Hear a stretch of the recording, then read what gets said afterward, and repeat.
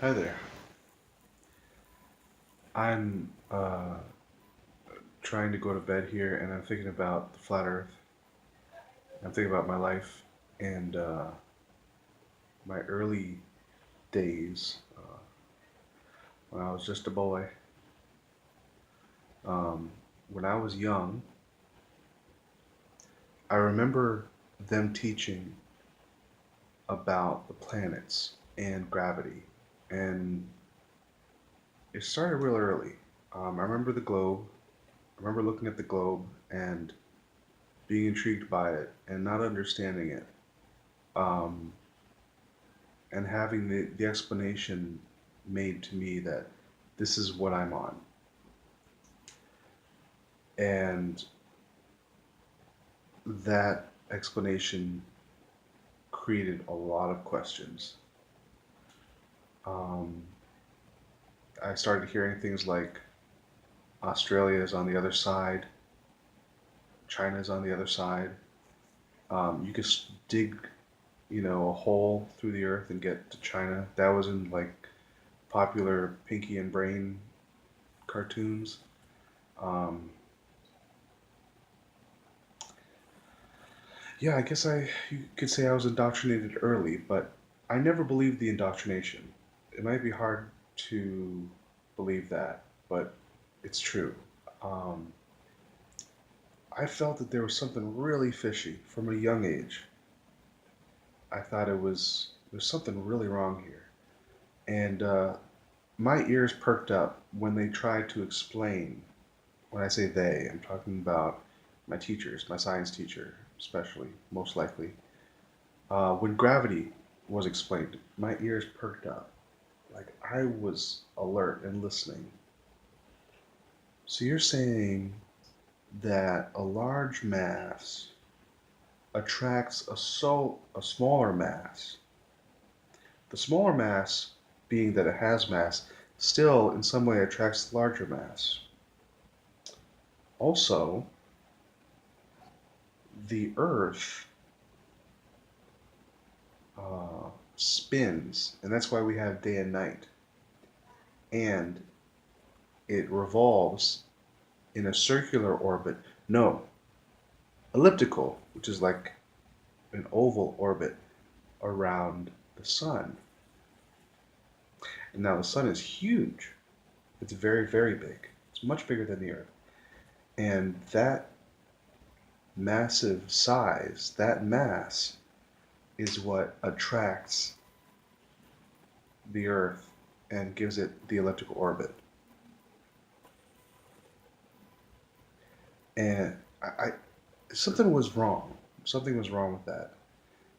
And I can tell you that literally, I got upset when I saw people, and in school, you'd see on TV like these science fairs, and people would make constellations, or no, not constellations, but little, models of the solar system, and they'd have like little, planets in the shape of balls, and they'd have like rings around the sun. And I always get really mad at these people because I felt like they were just feeding into the fishiness. Like they're just following along. I didn't like it. And I thought, I remember thinking that if I were to ever do a science project, it would have nothing to do with, the solar system. I would not do the solar system. If someone asked me to do the solar system, no one did. But if someone did, I would not do the solar system. That was a clear and present thought from a young age. When I was a teenager, um, Red Hot Chili Peppers song and album Californication came out. Californication. Now I grew up um, with this abstinent theology. Abstinence is the way to go. You can't flirt with people of the opposite gender. You can't hang out with them. And I saw this Californication album and song, and I saw the video somewhere in my high school, and I thought, oh, this is bad. I gotta stay away from this. I don't want to get corrupted by this. Um, but and also the fact that there are these guys with their shirt off.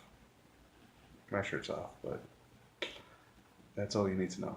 Anyway, uh, at that time, that was really I didn't want the influence of a song like that.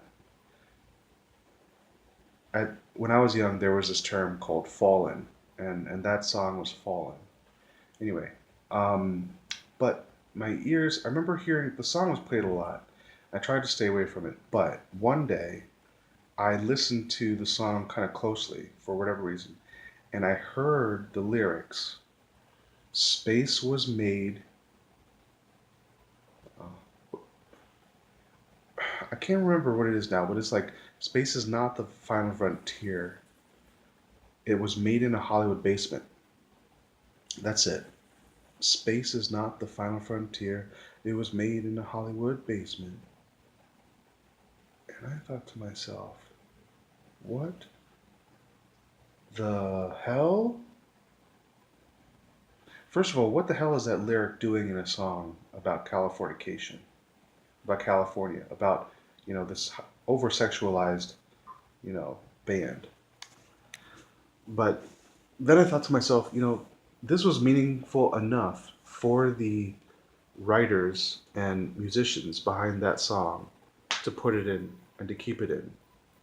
And it was so strange to me. Um, and I kept that. I remember I tried to find the song at one point, and I listened to it again.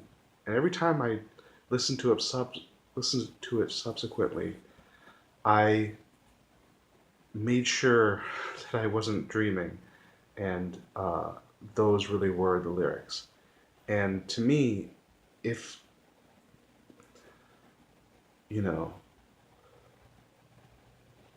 by some long shot,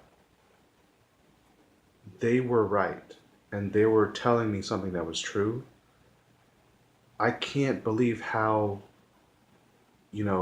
that truth could be hidden so well. And I can't believe how they would have the courage to include that in a song. Now, whether they believed it, I don't know to this day. I don't know how much Red Hot Chili Peppers believes that the moon missions were false.